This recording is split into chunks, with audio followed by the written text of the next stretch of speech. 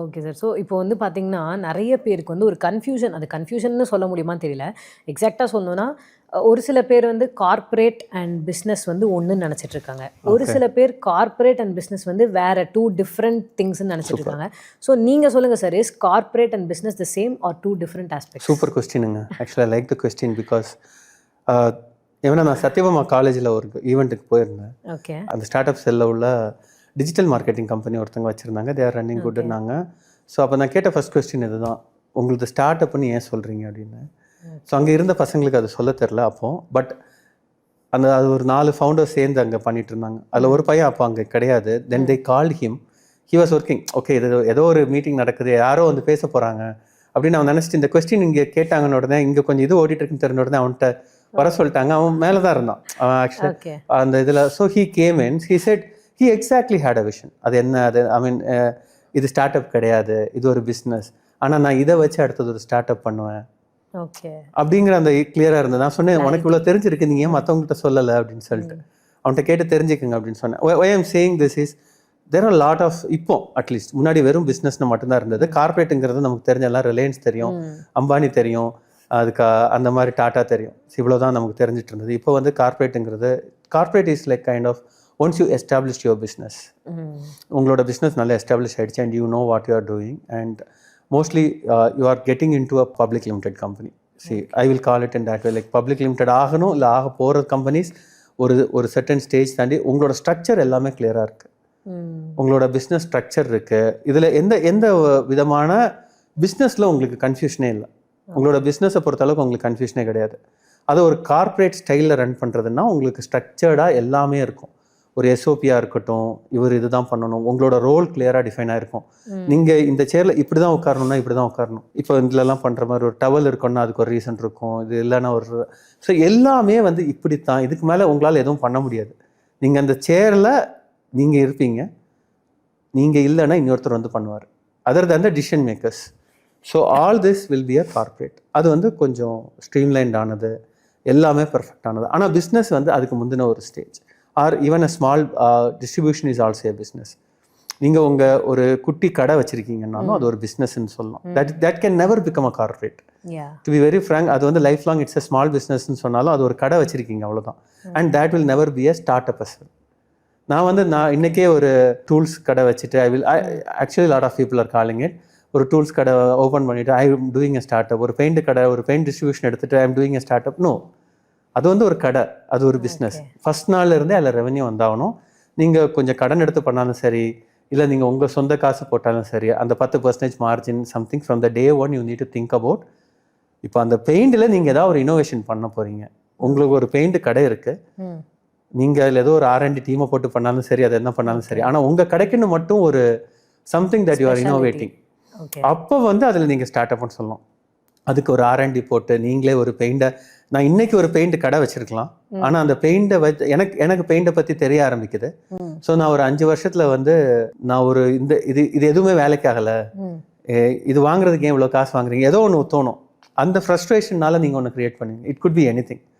அது இதுதான் அப்படின்லாம் சொல்ல வரல. அந்த பெயிண்டாக இருக்கலாம், இது எனி ஈவன் ஸ்மால் ஒரு நட்டு bolt anything you might feel like okay, நான் ஏன் இங்கே இருக்கேன், நான் ஏன் இந்த கடை நடத்துகிறேன், நான் இது நடத்த வேண்டிய ஆளே கிடையாது, நான் இந்த ஒரு சின்ன நட்டை கூட வேற மாதிரி யோசிக்கிறேன் அப்படின்னு அந்த ஒரு நட்டோட ஸ்ட்ரக்சர் கூட மாற்றலாம். Of course they need to follow the policies. அது ஒரு நட்டுங்கிற ஒரு example, screw, bolt, anything can be. So அந்த இடத்துல ஒரு இனோவேஷன் வந்துச்சுன்னா then alone it becomes a start up. So business வேற, அந்த திருப்பி நீங்கள் ஒன்று கண்டுபிடிச்சிட்டிங்கன்னா you can run the show. கரெக்டாக உங்களுக்கு அதை திருப்பி கொடுக்கறதுக்கு நிறைய பேர் டிஸ்ட்ரிபியூஷன் எடுக்கணும், அவங்கெல்லாம் பிஸ்னஸ் பண்ணுவாங்க. So you are generating a new line of business. So இதுல இருந்து நீங்க ஒரு புது லைன் ஆஃப் பிஸ்னஸே ஸ்டார்ட் பண்ணிட்டீங்க. So then you need a corporate setup to run this business. நீங்க ஒரு சின்ன நட்டு தான் யோசிச்சீங்க, ஆனா அது எங்க போய் முடியுது அப்படின்னு பாத்தீங்கன்னா தென் you need to become a corporate. So that இந்த நட்டு வந்து உலகம் ஃபுல்லா போகும். அந்த ஒரு சின்ன விஷயத்த நீங்க உலகம் ஃபுல்லா கொண்டு போனா நீங்க ஒரு கார்பரேட்டா மாறணும். அதை இனோவேட் பண்ண தெரிஞ்ச ஆளுக்கு அது பண்ண தெரியாது. ஏன்னா அவருக்கு வந்து அதை செஞ்சுட்டாரு. அவருக்கு வந்து இதை அவர் வந்து ஃபர்ஸ்ட் ஸ்டார்ட் பண்ணும்போது நான் உலகம் ஃபுல்லாக கொண்டு போகணும் அப்படின்னு நினச்சி இனோவேட் பண்ண முடியாது. அவர் ஏதோ ஒரு சின்ன ப்ராப்ளம் சால்வ் பண்ணுறாரு, அதை ஐடென்டிஃபை பண்ணுறாரு, இது எனக்கு நல்லா இருக்குன்னு தோணுது, இதே என்கிட்ட கொண்டு வரீங்க, இது உங்களுக்கு உடஞ்சிட்டே இருக்கிறதா அப்படின்னு தோணும். Something like that the frustration. அதுல இருந்து அவர் ஃப்ரெண்டை சொல்லலாம், இல்லை அவர் ஒரு டீமை போட்டு கூட அதை டெவலப் பண்ணலாம். பட் அதுக்கப்புறம் நடக்கிறது எல்லாமே வந்துட்டு that is why we need lot of educated people. ஏன்னா அங்கங்கே ப்ளேஸ் பண்ணோம். இதை எடுத்துகிட்டு போகிறது தான் அடுத்தது ஒரு வேலையே. அதை எடுத்துகிட்டு போய் மார்க்கெட்டிங் பண்ணுறதுக்கு ஆள் தேவை, திருப்பி சேல்ஸ் பண்ணுறதுக்கு தேவை, திருப்பி அந்த ஸ்ட்ரக்சர் கொண்டு வரதுக்கு அது ஒரு கார்பரேட்டாக அது ஒரு 10 வருஷம் ஆகும்ல. இப்போ அவர் இனோவேட் ஒரு இடத்துல எங்கேயோ ஒரு இடத்துல பண்ணியிருக்கிறத அடுத்த எடுத்துகிட்டு போகிறதுக்கு ஒரு 15 வருஷம் ஆகும். அந்த 15 வருஷத்தில் இன்னொருத்தன் அதை பிரேக் பண்ணிவிடும். Okay sir. ஸோ ஸ்டார்ட் அப்னாலே பேசிக்கலி வந்து நீங்கள் என்ன சொல்ல வரீங்கன்னா ஒரு புதுசான ஒரு இனோவேஷன் தான் ஸ்டார்ட் அப்னு சொல்ல வரீங்களா? கண்டிப்பாங்க. அது இருந்தால் தான் அதை ஸ்டார்ட் அப்னு சொல்ல முடியும். இன்ஃபேக்ட் அந்த ஸ்டார்ட் அப் சர்டிஃபிகேட்டே அப்படி தான் கொடுக்கணும். பட் எஸ், ஏதோ ஒரு இனோவேஷன், ஏதோ ஒரு நீங்கள் புதுசாக ஒன்று பண்ணணும். அதில் ஏதோ ஒரு சின்ன புதுசாக இருந்தால் போதும். அதை சொன்னேன் இல்லையா அந்த பேர். இப்போ ஸ்விக்கி இருக்குது. Swiggy is like S it's a start அப். ஏன் அப்படின்னா வந்துட்டு கடையே வந்து டெலிவரி கொடுத்துட்டு இருந்தாங்க கரெக்டாக. ஸோ அவங்க வந்து அந்த ஒரு புது tech to enable lot of people. அதில் வந்து என்ன சொல்லலாம், it is like a new பிஸ்னஸோட ஒரு மாடல் கொண்டு வந்திருக்காங்க, நியூ சொல்யூஷன். ஸோ நிறைய பேருக்கு வேலை வாய்ப்பு கிடைக்குது. So all this is one of the thing that Swiggy is doing. If it is a very innovative start up அப்படின்னு கேட்டிங்கன்னா இட் இஸ் நாட். ஆனால் அதில் ரெவன்யூ இருக்குது, மணி இருக்குது. Money wise it is best. Okay. But it is not a best innovative start up. இப்போ innovation அப்படின்னு சொல்லும்போது you need to think about a new solution. இப்போ பேங்கெல்லாம் வந்துட்டு ஒரு காலத்தில் வந்துட்டு நீங்கள் போய் எவ்வளோ டைம் எடுத்தீங்க கரெக்டாக. ஸோ அந்த பேங்குக்கு ஒவ்வொரு ப்ராடக்ட் கொண்டு வந்தாங்க விச் வி டசன்ட் நோ. அது எல்லாமே ஸ்டார்ட் அப் தான். ஆனால் அன்றைக்கி பேங்க்கு கொடுக்குற சொல்யூஷன் அது B2Bங்கிறனால நமக்கு தெரியாது. ஸோ அந்த மாதிரி பிஸ்னஸ் டு பிஸ்னஸ்க்கே நிறைய இனோவேஷன் நடக்குது. விச் அந்தந்த பிஸ்னஸ்க்கு மட்டும்தான் அது என்ன இனோவேஷன் நடக்குதுன்னே தெரியும். So there are lot of நம்ம வந்து இப்போ வெளியில் பார்க்குறதுனால ஸ்விக்கி தான் ஒரு ஸ்டார்ட் அப் போல, நான் வந்து ஸ்விக்கி மாதிரி பண்ணணும். ஸோ ஸ்விக்கி மாதிரி எப்படி பண்ணுறதுன்னு யோசிக்கிறேன். அப்படி கிடையாது. ஒவ்வொரு இண்டஸ்ட்ரியிலையும் முதல்ல நீங்கள் வந்து எவ்வளோ இண்டஸ்ட்ரி இருக்குன்னு தெரியணும். அதில் உங்களுக்கு எந்த இண்டஸ்ட்ரி தெரியும்னு தெரியணும். அந்த இண்டஸ்ட்ரியில் என்ன பண்ண முடியும். ஸோ இப்போ நான் சொன்னேன் இல்லையா, அந்த டேட்டா வச்சு நாங்கள் கொஞ்சம் அந்த ஹாஸ்பிட்டல்ஸ் வந்து ஃபார் த கம்பெனி. ஸோ அதை வச்சுட்டு நான் இ-காமர்ஸ் டக்குன்னு குதிச்சிட்டேன். எனக்கு ரீட்டைல் பிஸ்னஸ் தெரியாது, ஆனால் நான் குதிச்சிட்டேன். பட் ரீட்டைலில் உள்ள ஒருத்தங்க வந்து இதை இன்னும் பண்ணியிருந்தாங்கன்னா they would have been successful much earlier. But அவங்களுக்கு வந்துட்டு they don't want to break their traditional business. And நான் அதை சொல்லும்போது ஒரு விஷயத்த மிஸ் பண்ணியிருந்தது என்ன அப்படின்னு கேட்டிங்கன்னா, இன்ஃபேக்ட் அந்த டைமில் ஃப்ளிப்கார்ட்டோட பிக்கெஸ்ட் செல்லரே வந்துட்டு அண்ட் அவங்களுக்கு உள்ளேயே டீம் இருந்தாங்க. அவங்களோட பேரில் விற்க மாட்டாங்க, பட் இவங்கள்ட்ட இருந்து வாங்கி தான் அவங்க விற்றாங்க. அவங்களுக்குன்னு தனியாக ஃப்ளிப்கார்ட்டுக்குன்னு தனியாக எந்த வேற எதுவும் கிடையாது, டைரக்ட் இதுவும். ஸோ இவங்க கிட்ட இருந்து ப்ராடக்ட் வாங்கி அவங்க கம்மியாக கொடுத்தாங்க. ஸோ அப்போ வந்து இவங்களுக்கு எதுக்கு, அது இவங்களுக்கு தான் விற்குதே. So they won't bother. இவங்களுக்கு 29,000 ஒரு ஃப்ரிட்ஜ் போச்சு, அதை அவன் 19,000 கொடுத்தானே, இவங்கள்ட்ட இருந்து 29 வாங்கி அவன் 19 கொடுத்தான். பட் இது மூலமாக ஃப்ளிப்கார்ட்டுக்கு என்ன sir profit? Investors lot of உள்ள வந்தாங்கல்ல, அவங்க டேட்டா ஒன்று பேசிட்டு இருந்தாங்கல்ல, அந்த டேட்டா வச்சு ரூல் பண்ணலான்னு. So they got all the datas. So அந்த டேட்டா வச்சு தான் இத்தனை ஆயிரம் பேர் இன்னைக்கு அவங்க அந்த போக வச்சிட்டாங்கல்ல. இல்லைன்னா இன்னைக்கு நம்ம போயிருப்போம், தானே போயிருப்போம்.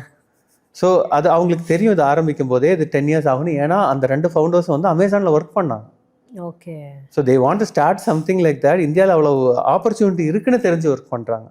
அண்ட் அவங்களுக்கு ரைட்டாக பண்ண தெரியுது, கைட் பண்ண ஆள் இருந்தது, இன்வெஸ்ட்மெண்ட் கரெக்டாக எங்கே போய் பிச் பண்ணணும்னு தெரிஞ்சிருக்குது. Those things we doesn't know. இது வந்துடும், நம்ம பண்ணுறோம், அதுவே வந்துடும். அது நம்ம ஒரு ட்ரெடிஷ்னல் பிஸ்னஸ் மாதிரி யோசிச்சுட்டு இருந்தோம். அட்லீஸ்ட் இது நான் பண்ண மிஸ்டேக்ஸில் இருந்து சொல்கிறது. But now it won't be like that. இப்போ வந்து எல்லாருக்குமே வந்துட்டு அந்த இது இருக்குது. ப்ளஸ் ஐஏஎம்ஸ் இங்கெல்லாம் படிக்கிறவங்களுக்கு இதனுடைய பெனிஃபிட்ஸ் இருக்குது. ஏன்னா வந்துட்டு அவங்க வந்து சீனியர்ஸ் வந்து லாஸ்ட் இயர் வாங்கியிருப்பாங்க.